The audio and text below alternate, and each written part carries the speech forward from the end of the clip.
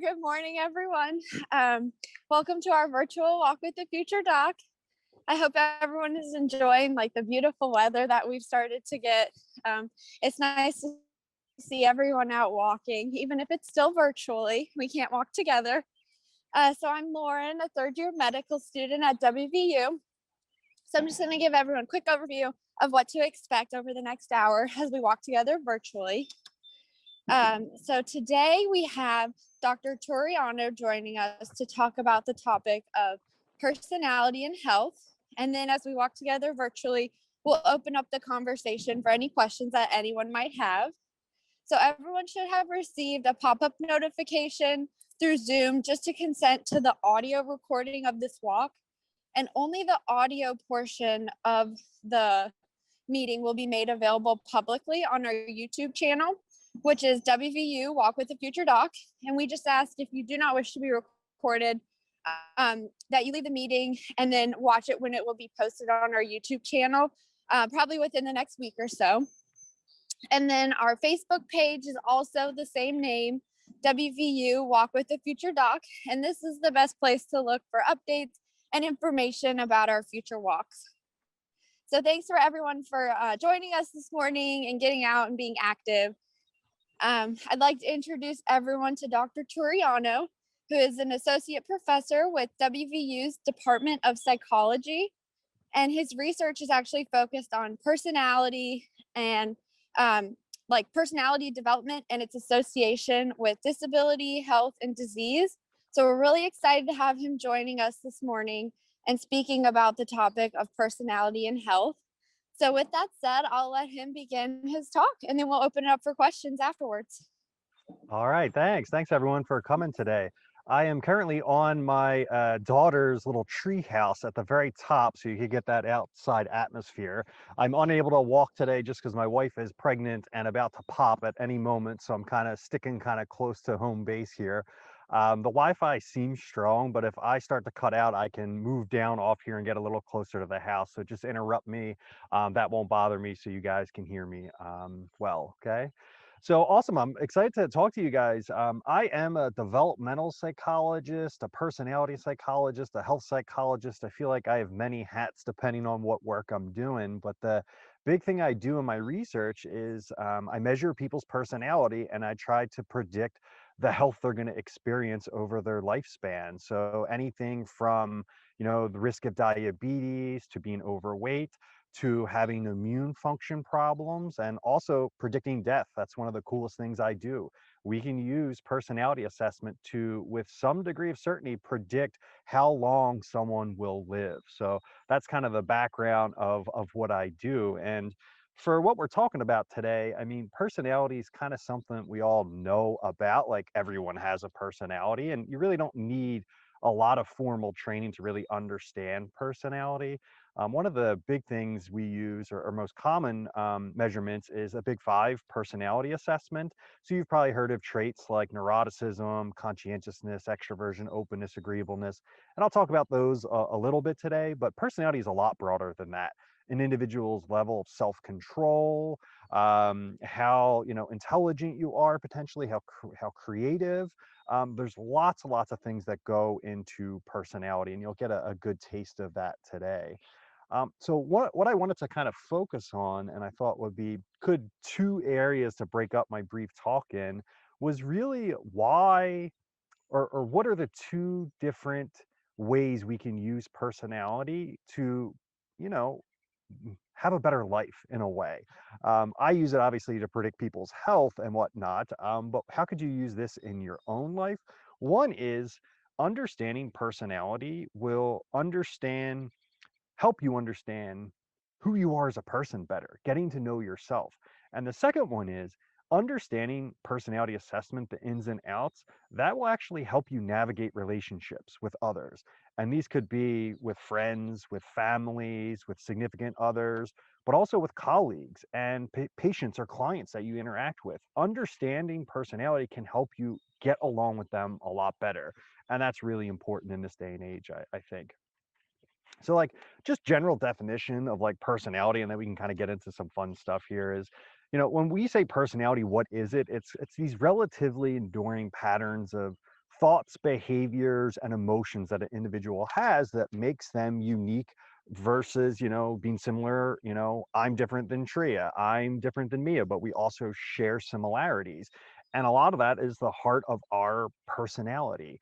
And when we think about personality, I mean, research says approximately 50% of your personality is genetically inherited from, you get from your parents, but 50% is environmental influences.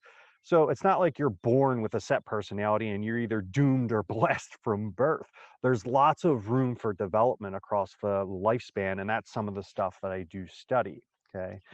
But one of the things about understanding who you are as a person, that self-reflection you have is so important, and research supports this. It's not me just, giving you guys some anecdotal information here.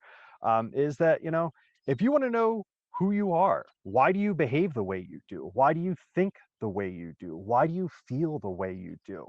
Like, the heart of it's in your personality, and that self-reflection that you do to understand who you are can help you identify kind of, I don't want to say limitations, maybe weaknesses, or maybe issues, we can put it even more broadly there, that you may have in life. Okay, what do I mean by that? Well, are you a person that is really anxious? Are you emotionally reactive when you get bad news? Are you a person that likes to be around others versus someone that is a little bit more introverted, that has a lot of anxiety when they're put in those situations where they're the focus of attention, kind of put on the spot? Okay. Are you a type of person that ruminates? Are you a type of person that stress eats or stress drinks? Like, all of these kind of behaviors and emotions you might have roots in your personality. So research has shown that if you're self-reflective and can kind of think about who you are and why you're doing things, that's kind of the first step to improving your life and the behaviors and emotions you engage in. If you think about it, it's kind of like, if you have some limitation, some skill, say for your job, you're in medical school and you're really bad at, understanding cardiovascular function. Well, to get better at it, you first have to know that it's a problem of yours. Okay, that's the first step. And then once you've identified, hey, that is, a problem, you learn and go and watch webinars, get extra training, buy some books, study a little extra. Well, that's kind of the same with personality. By identifying these kind of, weaknesses in who you are as a person, you can then spend some time to proactively address some of them and become less anxious. Okay. Try not to ruminate and stress and kind of just keep thinking about a problem that you have in your life. And instead of just ruminating, you have more problem focused strategies where you go and tackle that problem type of thing. Or if you aren't good at the center of attention, maybe you need to expose yourself in low risk environments to being the center of attention so you can kind of get used to that and build up your skill set so you can be better at that. And research shows that, like, there's individual differences in your genetic, predisposition, and also environmental influences on who's good at self-reflection versus not. So I could give you a self-reflection assessment and tell you if you're a person that's going to be good or bad at this. But research shows a lot of us are pretty bad, because isn't it pretty easy just to ignore our limitations, our weaknesses? No one wants to admit that they have these issues. But if you try to start addressing these and do more of the self-reflection, that actually helps out. And one of the best ways to do that, and you're going to laugh at me and think this is hokey dokey, but this is based on research: journaling. Journaling is one of the best things, and that's the heart of a lot of psychotherapies we use today. Journaling is an important part of being able to reflect on your life and understand where you're having some issues that you may want to improve upon. Research shows it's best to do it at least once a day, but other research has shown at least doing it once a week has mental health benefits, and you can improve outcomes just by journaling. So, what do you do when you want to journal? You actually just write about, like, issues you had. What are stressors in your life? What are goals or weaknesses that you want to fill? And just by journaling about these, they get into your consciousness, and that's the first step into actually addressing some of those issues. So that's something that you can really do to help yourself out. Um, So I think that's kind of the gist of the first area of like getting to know yourself better is so important in terms of understanding your personality and why you act the way you do. But an extension of that is really understanding someone else's personality. I feel like that's been the best thing about my job so far. I love teaching, I love the research I do, but like all that informs me of how to get along with others. And I'm not the most agreeable person in the world or the most socially skilled, but I think understanding personality, it really of others, it really helps me perspective take. And as a society, if I can give a broad sweeping generalization, if we look at, by country, the US, us individuals in the US are pretty bad at perspective taking. And what do I mean by perspective taking? I mean, that is, can you put yourself in someone else's shoes and think about why they're acting the way they are? Why are they showing the emotions they are? And personality can help us understand people a little bit. Navigating the social world, professional world, dealing with patients and clients, it's going to give you a leg up if you can understand someone a little bit better, who they are. It'll give you a better idea of their blueprint of why they're acting the way they are. So I was trying to think of some examples to give you. I mean, people always love these applied examples. So some of these are a little bit corny, but I have a little list here. So I'm not going to read off, but let me check my notes here. Um, so why do you have a person in your social network that is flipping out angry, being reactive at what you would consider the smallest little thing? And you think to yourself, why is this person doing that? Understanding a little bit about their personality. Are they a person who is high in neuroticism? They are a person that has a very quick fuse. They, by definition, are going to be more emotionally reactive, and it's going to take them a little bit more to calm down. So I know when I'm dealing with people like that, I do not engage them immediately. They are going to be initially emotionally reactive, whether I'm giving them bad news about they just failed an exam in my class, or it's my spouse who, has some problem at work. I'm going to let them just calm down a little bit before I engage with them, because otherwise it's just going to be them getting more and more fired up. So like an idea of how to use personality to take their perspective and how you react to them. Okay. Another one is, I see this all the time of like people that don't follow through with recommendations, whether that's a student in my class that's failing and I give them, hey, do XYZ. And I find out they're not doing it. Or I have a patient that I say, hey, you're borderline diabetic, and I gave you these behavioral recommendations of changes in diet and exercise. But wait a minute, they're not doing it. Why is that? Is it because they have some cognitive limitation, or is it they have a personality profile where one, they could be such an anxious person that it's hard for them to follow those recommendations? Or two, they're just a very low conscientious person where they just are impulsive. They don't have self control. They don't have long term planning. They have a life that's basically a hot mess. So for them to make these huge behavioral changes, it's not going to work. So I know that person I'm working with who's lower in these traits, I know I have to kind of baby step that, give them very small things to do, some goals so that they can eventually build up and do more and more over time. But just telling them to do XYZ and then not following up with them, it's not going to work at all. Okay. So that's kind of like just some anecdotal examples of how like you can use personality to understand people. And just so you know, like some of my research, I've been trying to do this for years of trying to use our research in primary care settings, to work with physicians, some medical professionals, so they can get a better idea of who their patients are. So the treatment that they get is more tailored and just more personalized for them. That's kind of the buzzword we use, these days, personalized medicine, because our ultimate goal is to help people. And by understanding their personality, you can do that. It's just really, really hard to do. And, our field of personality psychology, we're at the point where we're trying to intervene and actually change people's personalities.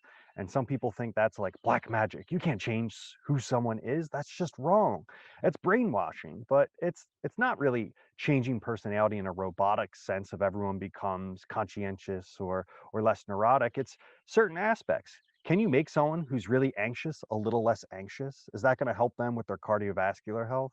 someone that's low in responsibility or conscientiousness, self-control? Can we boost them up a little bit to help them kind of be better at making goals and actually meeting them in life? Okay. So that's where our field's kind of going these days, to try to see if we can implement some of these personality change strategies, to improve people's health and make doctors' lives a little bit easier.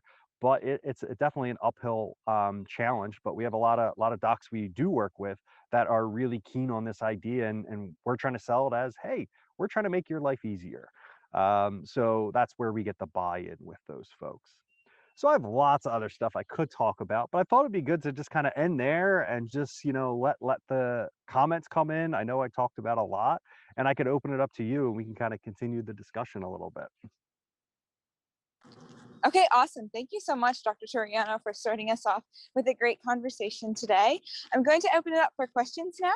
So if anybody would like to ask a question, you can unmute yourself and ask out loud, or you can type your question in the chat. You can send it to everybody and I'll make sure that your question is heard out loud, or you can send it to me privately. And my name is Mia and I'm a second year medical student at WVU.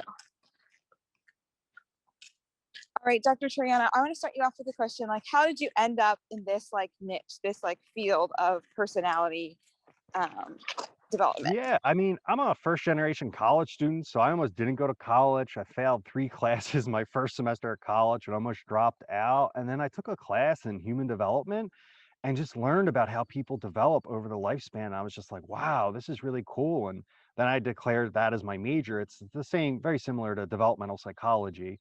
And through my studies as an undergrad, I got to work in a bunch of retirement communities. I just really navigated to older adults, and I loved working as like an activities director, one-on-one kind of, social stimulation with these residents. And I like very early noticed like some people just were like the most awesome, as I call spry grannies. They were awesome older adults. They were, old. They may have some functional health declines and all, but like they just had a zest for life. We're still excited to get up every day. We're engaged with people and just happy individuals.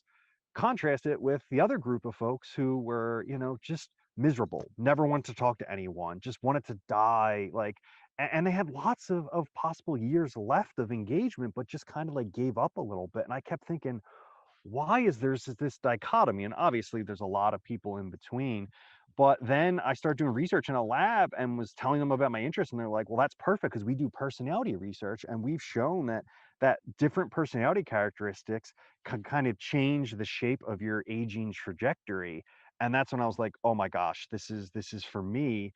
And that's why I got involved in research and doing personality health research. So it kind of wasn't this linear plan. It just kind of organically happened, and I kind of fell into it. And I've been loving every day I have been doing it since. So great question.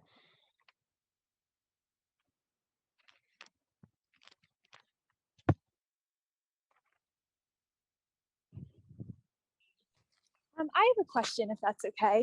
Yeah, Um, sure. so in today's in today's day and age, when the physician has very limited time with the patient, how are you able to assess the personality like that quickly? Like, what are some Yeah. signs, maybe?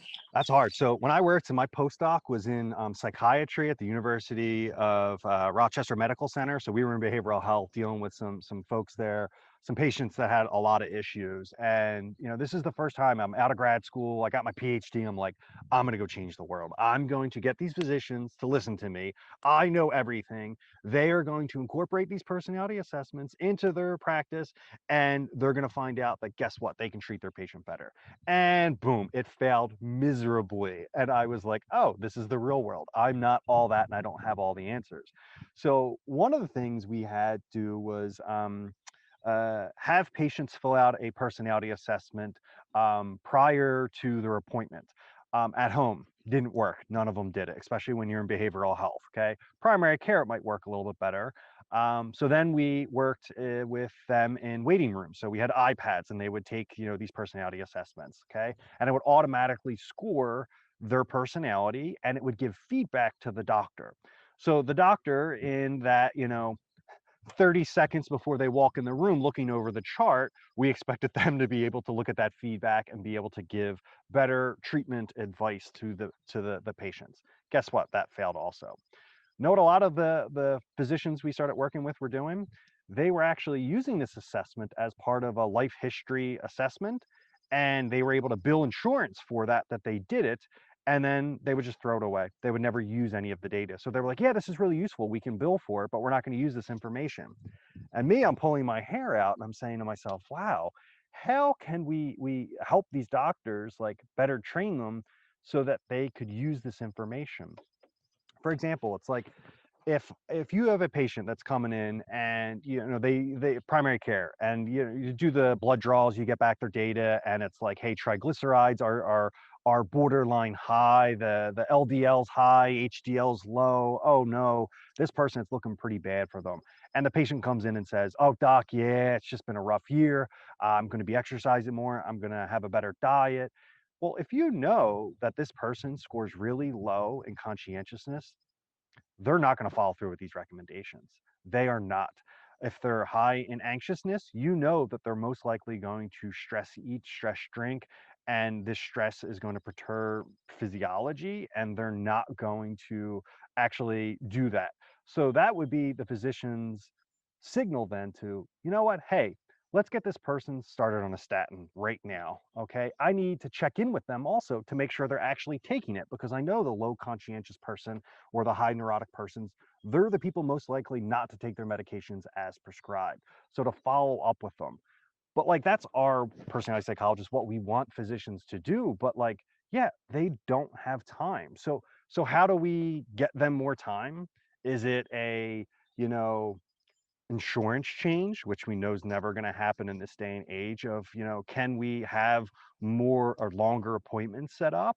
Can we hire someone that is, certified in kind of personality psychology, or a nurse type of individual that could follow up behind the scenes to do these check-ins? So we've done some research and we've shown with these low conscientious, high anxiety people, those, if we follow up with these people more often, so phone calls, kind of telehealth, we're all getting better at it with COVID, that could potentially help. But right now, doctors don't have time, and we realize that. So we're kind of thinking of other ways we can help doctors better, treat their patients without adding more time to their workload already.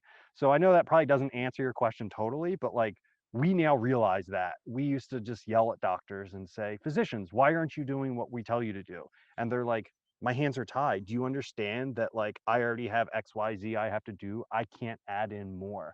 So I think we're trying to find creative ways around that to really help physicians.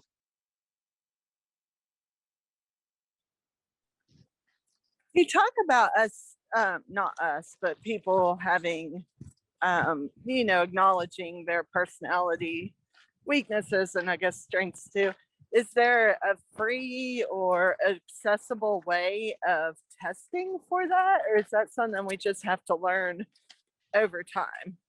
So it's actually pretty easy. Like, personality is pretty intuitive. We don't like to tell people, so don't tell anyone, because we wouldn't have jobs and all the training we do. But like, the average college student can pick this up. So like, medical personnel that are highly skilled, highly trained would be able to pick this up. But what we're trying to do as personality psychologists is give kind of like, hey, let's us deal with the assessment and let's give you a report of exactly how you use it. So it's not like we say, oh, hey, Tria, your patient scored the 75th percentile on conscientious or on neuroticism. So they're high anxiety, emotionally reactive, because you're going to be like, okay, cool. But if we can give you better ideas of like tips that will actually help you work better with this patient, or, if we can tell you before you even go in your appointment, hey, you have a pretty disagreeable person coming in. So any new advice you give this person, they're going to push back. So you need to have your evidence in hand to be like, no, John, this is actually going to be the best for you. Like if that makes sense, like we want to make it as easy as possible. So you know what you're doing, but like it's not like you have to go to extra training and whatnot, because you already all have enough on your plate as physicians. Does that make sense, Tria? It totally does. But what about even for ourselves? Like, is there a testing way like I could tell you that I'm highly reactive and anxious on a baseline, but I've worked on that for years, and I still self-identify when I mess up in that way, you know. Hmm. But is there a way to really test, and because you probably notice your traits there maybe create more drama in your life or create more issues in your life. Hmm. That would be interesting myself to understand my own better. So is there a way to identify that? Yeah, there are some personality psychologists that kind of have left the field of research and have gotten more into business. So they have these pay for apps that you can actually pay for that does an assessment and gives you reminders, and they like kind of identify issues that you're having and give you kind of recommendations. But the unfortunate thing is some of these are just not well validated. Like I don't trust a lot of them, and they're charging good money. And honestly, we call a lot of these personality psych people that have gotten out of the field and have done this kind of sellouts to the field, because they're more about the money than the science behind things. So that's what scares me a little bit. But I could send you some links of like um, based on some personality assessments, it can give you an idea of how long you're going to live. And it'll give you, based on your personality, some behavioral and emotional recommendations of saying, hey, if you can improve this, you could add an extra 3 or 4 years back to your life potentially. And these are all approximations, but like it still is actually pretty good at like telling you like, hey, this is what you might need to do. So I can send that to you for sure, Trey, and you can let me know if you buy it or you think it's kind of bogus hocus pocus kind of stuff.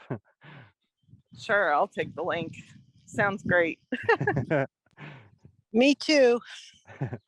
Well, I Yeah, can if send you it. send it to us, and we can make it available to people in Yeah, this, you know. yeah, I'd be Yeah, if happy you to put something send it, together. if you send it to me at the email that I was using, I can make sure that other people get it, and we could even post some information to our Facebook page. Okay, perfect. I was just thinking, I'm outside. My neighbors are probably listening through the windows and probably like, what the heck is this guy talking about out there right now? Is he talking to himself? You know, when you talk about this, it makes me wonder if we got to meet our patients with your feedback and then spend time with them before they're our patient, so we really see that feedback and how they behave, like time in a more social type setting or whatever, not a businessy setting. I Mhm. wonder if that would improve their care Yeah, I mean, in some way. some of our research, early work that I did working at the Veterans Affairs Medical Center, it was just like, paying the salary of an individual that was, part-time, which at that point was like 30,000 a year. That individual followed up with, through a randomized study, but like our patients that were under depression treatment, anxiety treatment, post-traumatic stress disorder. And, study after study that we did in that area, the people that got the follow-up calls of someone just checking in to see how they were doing with their new medication, that goes a long way. And understanding even more of like the people that are going to need that, so you can kind of target all your resources to the people at risk. That's what's important for me. So it's not like you're putting all your eggs in one basket, you're putting your eggs in the baskets that need it the most. I mean, prime example of that is I just had a severely infected tooth that I needed a root canal. I was having some major problems, and they were able to kind of squeeze me in. And there were some complications from that treatment recently. And the day after I had the root canal, the doctor who actually did the root canal himself called me himself and just said, hey, Nick, I'm just checking in to see how you're doing. I mean, it was probably a 3-minute call, but like that to me was like, wow, someone actually cared to call and like made me like make sure I'm taking my antibiotic. I was doing everything he said. There was something he told me to do that I had forgotten because I was all, numbed up and on painkillers at the time. So like anecdotally, but like when you reach out to people, you'd be surprised how well people will respond. But like a physician, Tree, you're seeing X amount of people a day. Like you can't be calling every single patient. So what are other ways we can still have that contact, or at least limit the pool of people we know we need to contact to try to engage them and make sure they're doing okay with things?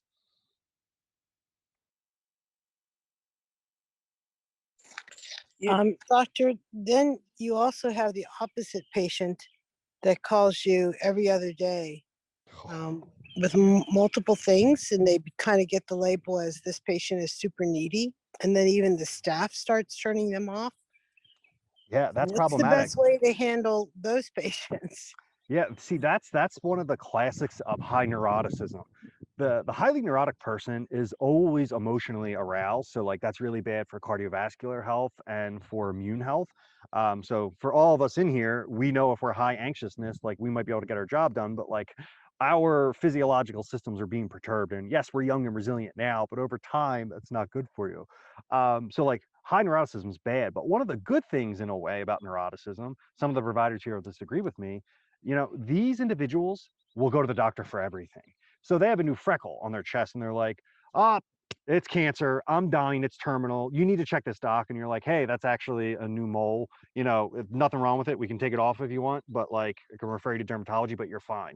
But then that person comes in and they think the next thing's an issue.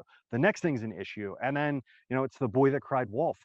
Sometimes these individuals end up dying earlier, having complications because their condition wasn't, not that it wasn't taken seriously, but you're so used to that person coming in, you don't give the seriousness it needs. So that's always a fear of these people. But the best thing, research that I have seen on this area is you have to treat the person with all seriousness so they know that their concerns are being met, because if they think you blew them off or weren't taking it seriously, it's going to cause them more anxiousness, more anxiety, and they're more likely to come back for it. Instead of going to primary care, they're going to be like, oh, I'm not going to tree anymore, I'm going to go to the emergency room, which is the last thing we want them to do when it's a mundane kind of thing. So you have to acknowledge that, like, yes, this is serious, we'll take a look, but you also have to notify those people of like, hey, this shouldn't be the first step all of the time to like come in. One of the things that I know researchers are trying to work on now is using the electronic means of like messages in your mailbox to physicians. Instead of coming in and scheduling an appointment, can you message me? So whether the doctor or one of the qualified personnel working with the doctors can actually use that inbox to respond to people and say, hey, hey, if you're experiencing this and this and this, it doesn't sound like it's an issue, but if you experience this and this and this, yes, you do need to be seen. So it's given them an out, and although there's still the person hours of responding, it's better to respond electronically to these people than it is to have them come in and suck up a visit and whatnot. So I don't have the best answer for you, but us personality psychologists, that's like on our radar of like the individuals that come in with every little complaint, because it's just taxing on your time and very frustrating to office staff for that matter. So again, I don't have all the answers here, but we're definitely thinking about it. But that's a great question.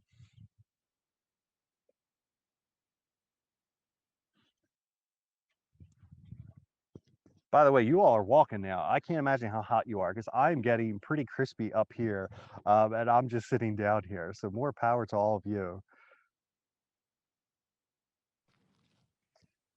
Yeah, it's getting pretty hot. There's no clouds out. So Yeah, we're out in the woods, so it's not too bad for us yet. My daughter is currently peeking through the blinds right now, pounding on the door to get out. I think the most important thing that I've learned from you today is that you really can change your personality, because I'd always heard it is what it is kind of thing.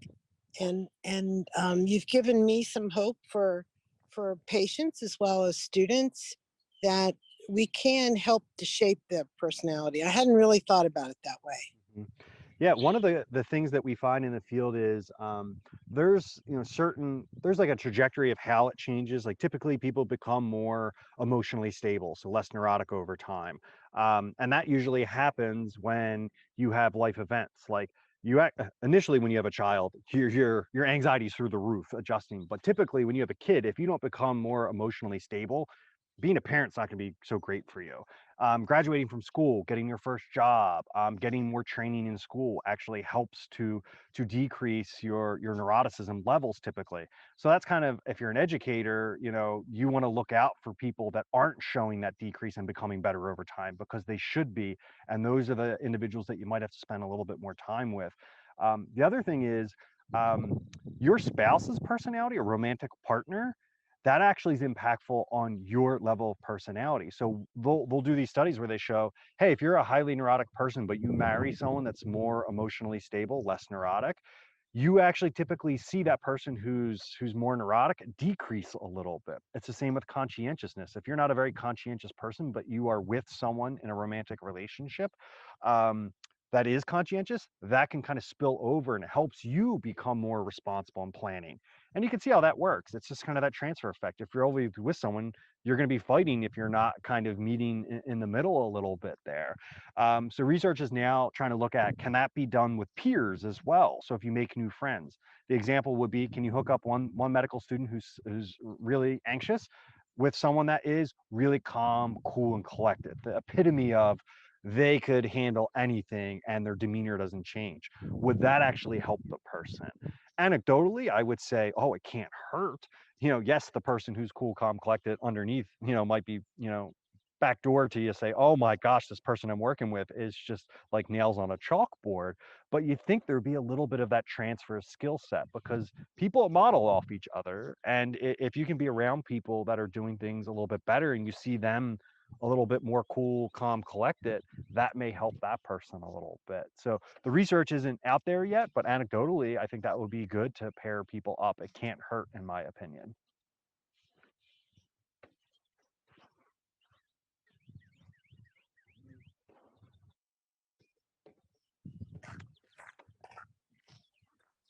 Any other questions from folks? So going along the line of that, Dr. Turiano, do people tend to get along better with people of the same personality of them or the opposite? Oh my gosh. So this is the hardest thing in the world because like Match.com and all of those, they have tried to do all these fancy algorithms. You have personality psychologists trying to predict love and no one can do it. Okay. They strike out. It is, it doesn't work opposites in terms of like if you have someone that's super neurotic and someone that is not, and they're complete opposites, like the total ends of the spectrum, that's not going to work. So you'd say, oh, maybe you should be similar. Let's stick two neurotic people together. Oh, heck no, that is one of the worst recipes in the world. But the good news is most people are pretty average of where they score on these dimensional traits. So if you are the person that's like 99th percentile neuroticism, highest almost, in the US, say, based on their peer group that you're comparing them to, typically those individuals aren't going to find a good spouse because no one wants to be with them. And even if they do find a spouse that does want to be with them, usually those relationships are pretty poor quality because of the issues that come with being always emotionally reactive or always angry, always anxious and depressed. So they typically don't last. So it's not saying, hey, if you're, on the extremes of certain personality traits, you'll never get married and never be happy. There's always exceptions to the norm because you may have a partner that is the most calm, cool, collected person that can deal with all of your issues, to put it bluntly, and it works. But like whenever you see these websites that say, oh, perfect personality match, they strike out. They have no idea what they're doing. They've used computer learning. You cannot, use a computer to predict love, or whatnot. But I can tell you in terms of friend groups, if you look at friend groups, typically they all share similar personality characteristics and you get more similar to your friends as you get older. So in like the teens and 20s, you're still experimenting with different things in life, figuring out who you are, different jobs, different social settings. You're kind of all over the place in terms of your friends group. So you have a good mix of people that are all different types of personality.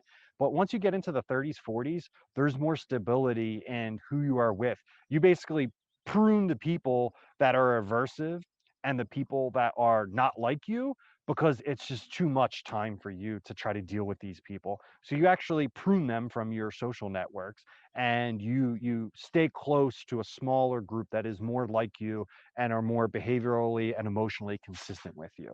And that's on average. That's not every person in every single group, but on average, the research does show that. That's a good question. Yeah, well, thank you for answering that. If anybody has any more last minute questions, you can go ahead and unmute yourself and send them in the chat. or we'll go ahead and wrap up the hour. Hi, I have a question. Yeah. How would a parent approach this with a child, in terms of they clearly see their personality is maybe leaning towards one way in a negative way? And I just heard you say especially teenagers, they're still coming into their own. How would a parent approach handling their child but still letting them fully figure out who they are? I don't know if Yeah. I did a good job Yeah, explaining yeah. that, So but no, that's perfect. I hope I have those answers. I got a couple of years left to figure it out. But I'm already like looking at my daughter and her behavioral and emotion patterns. I'm like, oh boy, she got a lot of nick in her. We're in trouble. We're gonna have to help out with this. But I think you bring up a great point. First point to talk about is, you don't want to intervene too early with people. It's like having a teenager that is having emotional kind of issues, and it's like, let's immediately put them on antidepressant. Is that the best case of treatment necessarily? For a lot of kids, it's like, no, we don't want to perturb a kid. Like it may be one of those, hey, they'll grow out of it kind of thing. But there's always that fear of a parent of like, hey, what if I wait too long and this becomes more of like a set behavior or emotional pattern? So like that, the timing of it, like we still don't have a great handle on that. But one of the things that research has shown, especially in the area of neuroticism, because we've been talking about that, emotional reactivity, teens are at the heart of where they're learning to use those skills. They are learning how to regulate their emotions. So are they engaging in more problem-focused coping, or are they the people that problem-focused coping being the, hey, attack the problem head on? What is the problem? What are some strategies to attack it? Versus the person who used more emotion-focused coping strategies, where they are using anxiousness, they're using anger, they're ruminating about it, and they're just getting themselves worked up, but they're not addressing the problem.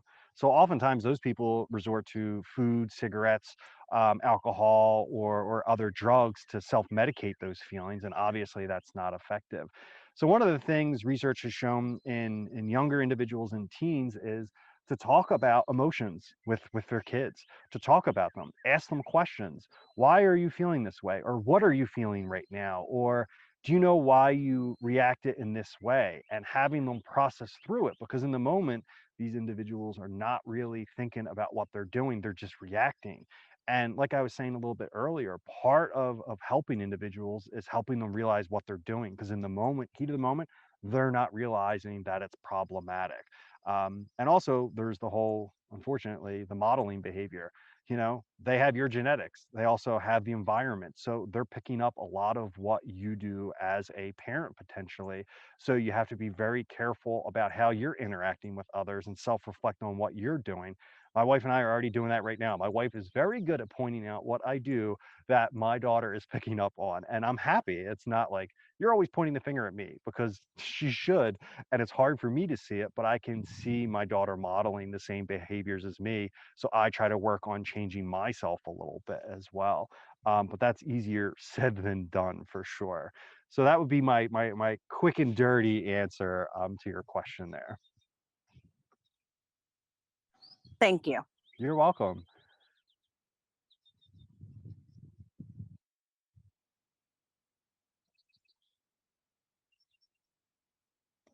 Well, thank you everyone so much for having me today. I hope this was helpful. If you're interested in any of this stuff, please reach out to me. I could send you some literature. I could send you some work I do.